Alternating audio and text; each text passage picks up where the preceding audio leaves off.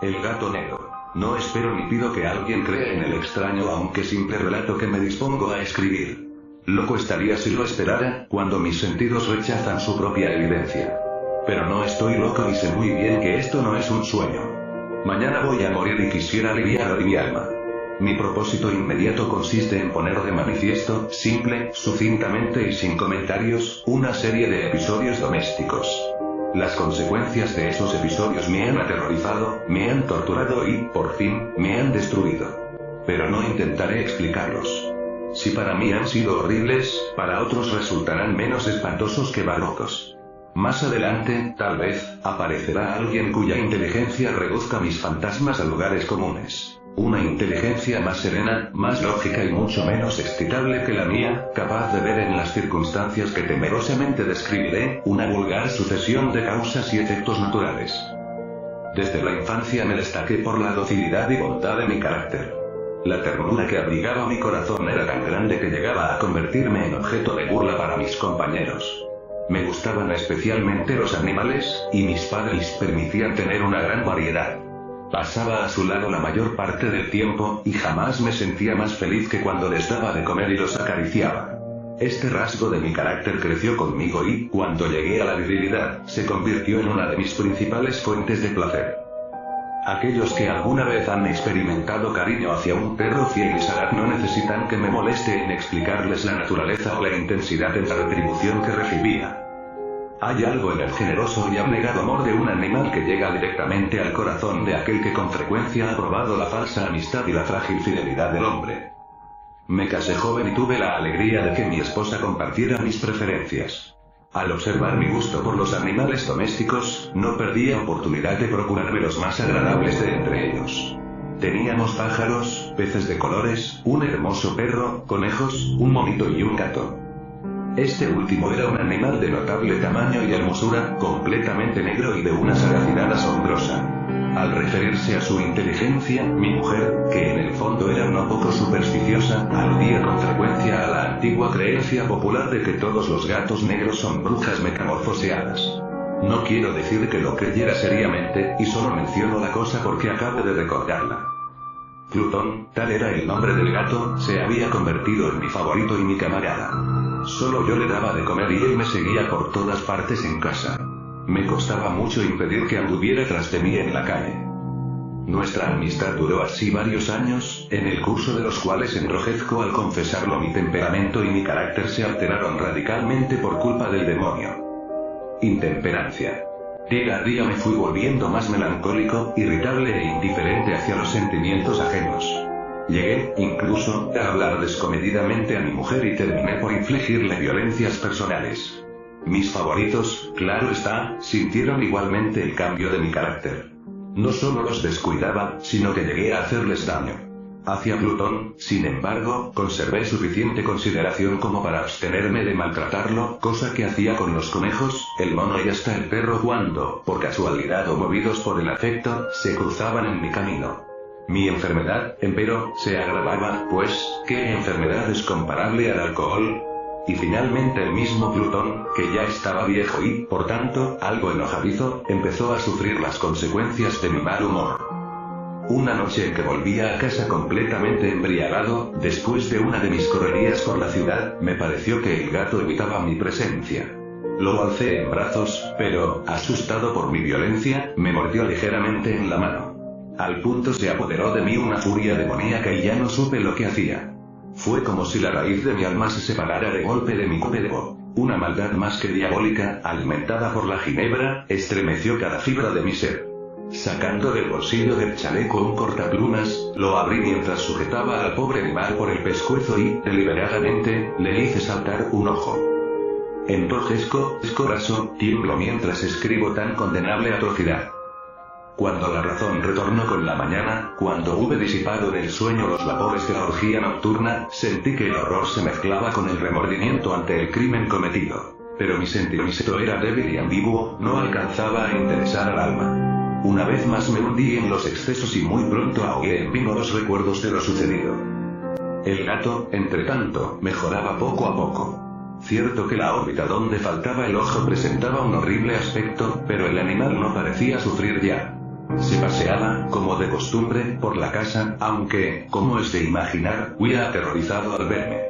Me quedaba aún bastante de mi antigua manera de ser para sentirme agraviado por la evidente antipatía de un animal que alguna vez me había querido tanto. Pero ese sentimiento no tardó en ceder paso a la irritación. Y entonces, para mi caída final e irrevocable, se presentó el espíritu de la perversidad. La filosofía no tiene en cuenta a este espíritu. Y, sin embargo, tan seguro soy de que mi alma existe como de que la perversidad es uno de los impulsos primordiales del corazón humano, una de las facultades primarias indivisibles, uno de esos sentimientos que dirigen el carácter del hombre. ¿Quién no se ha sorprendido a sí mismo 100 veces en momentos en que cometía una acción tonta o malvada por la simple razón de que no debía cometerla? ¿No hay en nosotros una tendencia permanente, que enfrenta descaradamente al buen sentido, una tendencia a transgredir lo que constituye la ley por el solo hecho de serlo? Este espíritu de perversidad se presentó, como he dicho, en mi caída final. Y el insondable anhelo que tenía mi alma de dejarse a sí misma, de violentar su propia naturaleza, de hacer mal por el mal mismo, me incitó a continuar y, finalmente, a consumar el suplicio que había infligido a la inocente bestia. Una mañana, obrando a sangre fría, le pasé un lazo por el pescuezo y lo ahorqué en la rama de un árbol. Lo ahorqué mientras las lágrimas manaban de mis ojos y el más amargo remordimiento me apretaba el corazón. Lo ahorqué porque recordaba que me había querido y porque estaba seguro de que no me había dado motivo para matarlo. Lo ahorqué porque sabía que, al hacerlo, cometía un pecado mortal que comprometería mi alma hasta llevarla, si ello fuera posible, más allá del alcance de la infinita misericordia del Dios más misericordioso y más terrible. La noche de aquel mismo día en que cometí tan cruel acción me despertaron gritos de incendio. Las cortinas de mi cama eran una llama viva y toda la casa estaba ardiendo. Con gran dificultad pudimos escapar de la conflagración mi mujer, un sirviente y yo. Todo quedó destruido. Mis bienes terrenales se perdieron y desde ese momento tuve que resignarme a la desesperanza. No incurriré en la debilidad de establecer una relación de causa y efecto entre el desastre y mi criminal acción. Pero estoy detallando una cadena de hechos y no quiero dejar ningún eslabón incompleto. Al día siguiente del incendio acudí a visitar las ruinas. Salvo una, las paredes se habían desplomado. La que quedaba en pie era un tabique divisorio de poco espesor, situado en el centro de la casa, y contra el cual se apoyaba antes la cabecera de mi lecho. El enlucido había quedado a salvo de la acción del fuego, cosa que atribuía a su reciente aplicación. Una densa muchedumbre habíase reunido frente a la pared y varias personas parecían examinar parte de la misma con gran atención y detalle. Las palabras extraño, curioso y otras similares excitaron mi curiosidad. Al aproximarme vi que en la blanca superficie, grabada como un bajorrelieve, aparecía la imagen de un gigantesco gato. El contorno tenía una nitidez verdaderamente maravillosa. Había una soga alrededor del pescuezo del animal. Al descubrir esta aparición, ya que no podía considerarla otra cosa, me sentí dominado por el asombro y el terror. Pero la reflexión vino luego en mi ayuda. Recordé que había ahorcado al gato en un jardín contiguo a la casa. Al producirse la alarma del incendio, la multitud había invadido inmediatamente el jardín. Alguien debió de cortar la soga y tirar al gato en mi habitación por la ventana abierta. Sin duda, habían tratado de despertarme en esa piel. Probablemente la caída de las paredes comprimió a la víctima de mi crueldad contra el enlucido recién aplicado, cuya cal, junto con la acción de las llamas y el amoníaco del cadáver, produjo la imagen que acababa de ver. Si bien en esta forma quedó satisfecha mi razón, ya que no mi conciencia, sobre el extraño episodio, lo ocurrido impresionó profundamente mi imaginación. Durante muchos meses no pude librarme del fantasma del gato, y en todo ese tiempo dominó mi espíritu un sentimiento informe que se parecía, sin serlo, al remordimiento. Llegué al punto de lamentar la pérdida del animal y buscar, en los viles antros que habitualmente frecuentaba, algún otro de la misma especie y apariencia que podía ocupar su lugar. Una noche en que, borracho a medias, me hallaba en una taberna más que infame, reclamó mi atención algo negro posado sobre uno de los enormes toneles de ginebra que constituían el principal moblaje del lugar. Durante algunos minutos había estado mirando dicho tonel y me sorprendió no haber advertido antes la presencia de la mancha negra en lo alto. Me aproximé y la toqué con la mano. Era un gato negro muy grande, tan grande como Plutón y absolutamente igual a este, salvo un detalle. Plutón no tenía el menor pelo blanco en el cuerpo, mientras este gato mostraba una vasta aunque indefinida mancha blanca que le cubría casi todo el pecho. Al sentirse acariciado se enderezó prontamente, ronroneando con fuerza, se frotó contra mi mano y pareció encantado de mis atenciones. Acababa, pues, de encontrar el animal que precisamente andaba buscando. De inmediato, propuse su nombre al tabernero, pero me contestó que el animal no era suyo y que jamás lo había visto antes ni sabía nada de él. Continué acariciando al gato y, cuando me disponía a volver a casa, el animal pareció dispuesto a acompañarme. Le permití que lo hiciera, deteniéndome una y otra vez para inclinarme y acariciarlo. Cuando estuvo en casa, se acostumbró a ella de inmediato y se convirtió en el gran favorito de mi mujer. Por mi parte, pronto sentí nacer en mí una antipatía hacia aquel animal. Era exactamente lo contrario de lo que había anticipado, pero, sin que pueda decir cómo ni por qué, su marcado cariño por mí me disgustaba y me fatigaba. Gradualmente, el sentimiento de disgusto y fatiga creció hasta alcanzar la amargura del odio. Evitaba encontrarme con el animal. Un resto de vergüenza y el recuerdo de mi crueldad de antaño me vedaban maltratarlo. Durante algunas semanas me abstuve de pegarle o de hacerlo víctima de cualquier violencia. Pero gradualmente, muy gradualmente, llegué a mirarlo con inexpresable odio y a huir en silencio de su detestable presencia, como si fuera una emanación de la peste. Lo que, sin duda, contribuyó a aumentar mi odio fue descubrir, a la mañana siguiente de haberlo traído a casa, que aquel gato, igual que Plutón, era tuerto. Esta circunstancia fue precisamente la que lo hizo más grato a mi mujer, quien, como ya dije, poseía en alto grado esos sentimientos humanitarios que alguna vez habían sido mi rasgo distintivo y la fuente de mis placeres más simples y más puros. El cariño del gato por mí parecía aumentar en el mismo grado que mi aversión. Seguía mis pasos con una pertinencia que me costaría hacer entender al lector.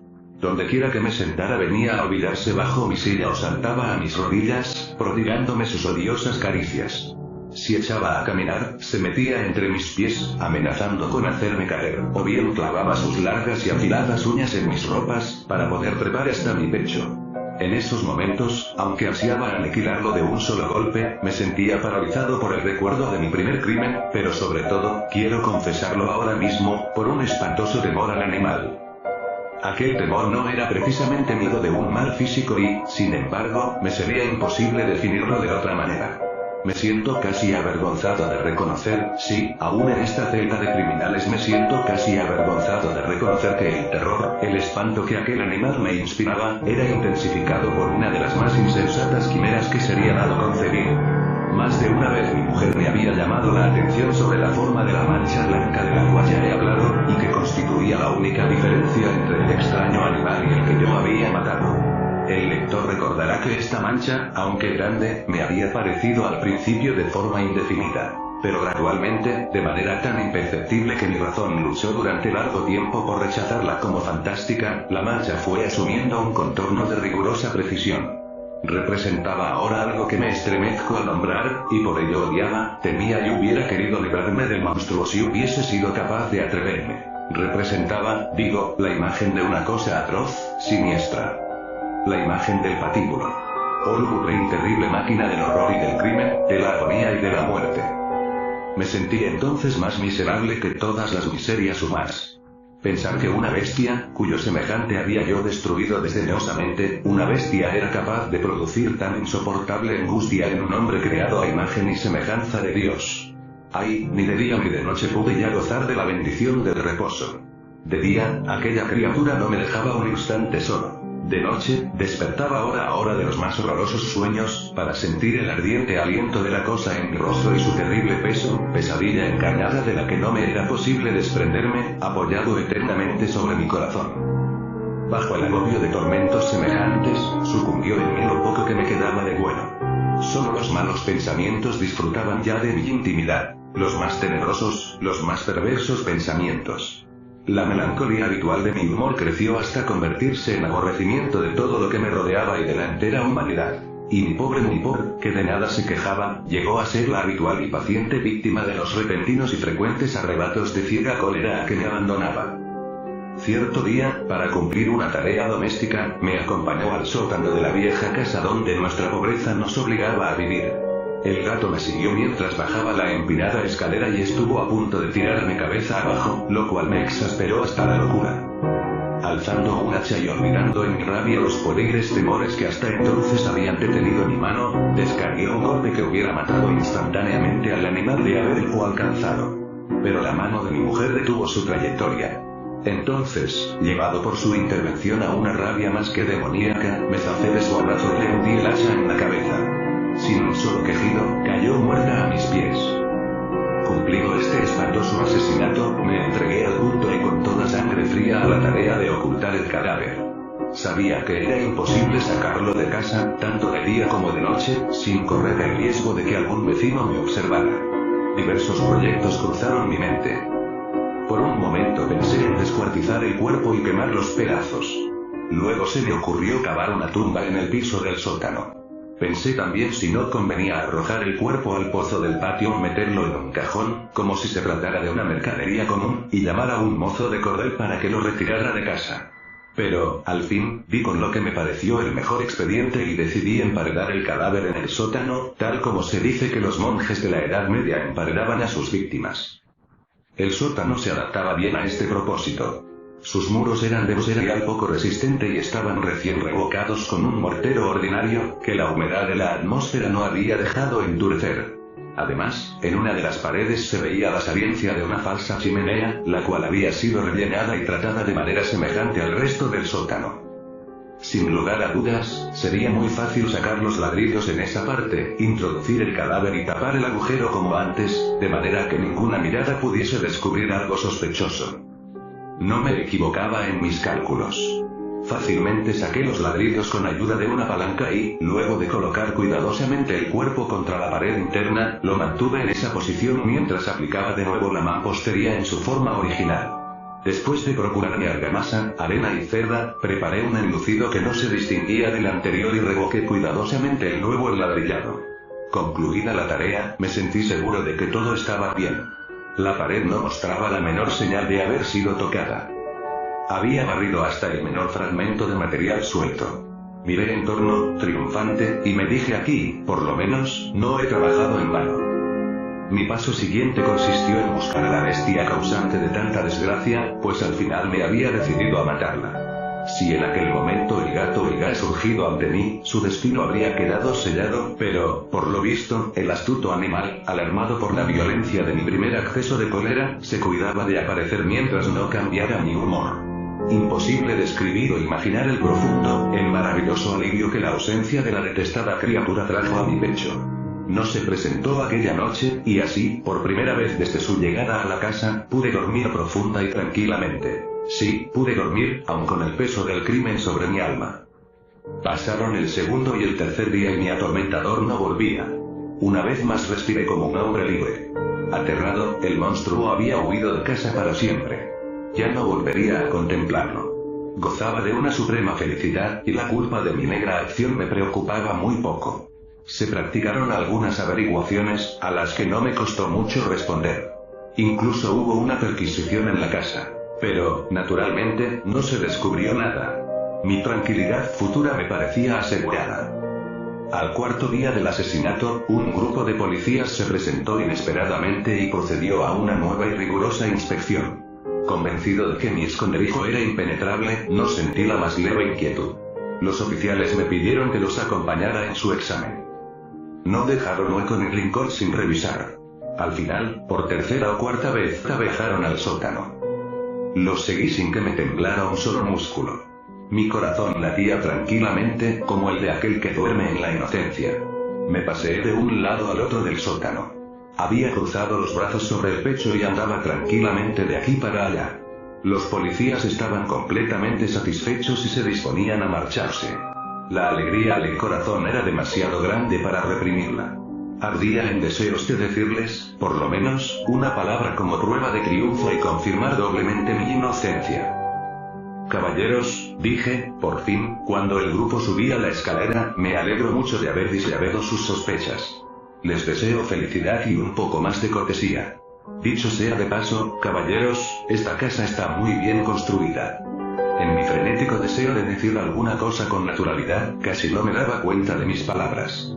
Repito que es una casa de excelente construcción. Estas paredes. ¿Ya se marchan ustedes, caballeros? Tienen una gran solidez. Y entonces, arrastrado por mis propias bravatas, golpeé fuertemente con el bastón que llevaba en la mano sobre la pared del enladrillado tras de la cual se hallaba el cadáver de la esposa de mi corazón.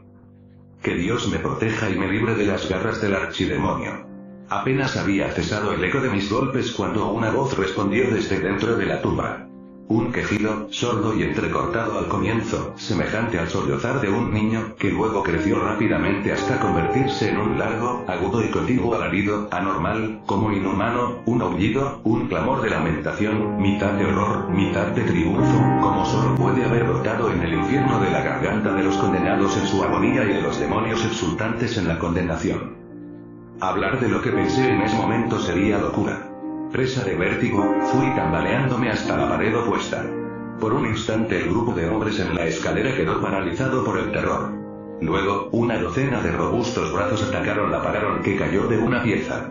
El cadáver, ya muy corrompido y manchado de sangre coagulada, apareció de pie ante los ojos de los espectadores. Sobre su cabeza, con la roja boca abierta y el único ojo como de fuego, estaba agazapada la horrible bestia cuya astucia me había inducido al asesinato y cuya voz delatadora me entregaba al verdugo. Había emparedado al monstruo en la tumba.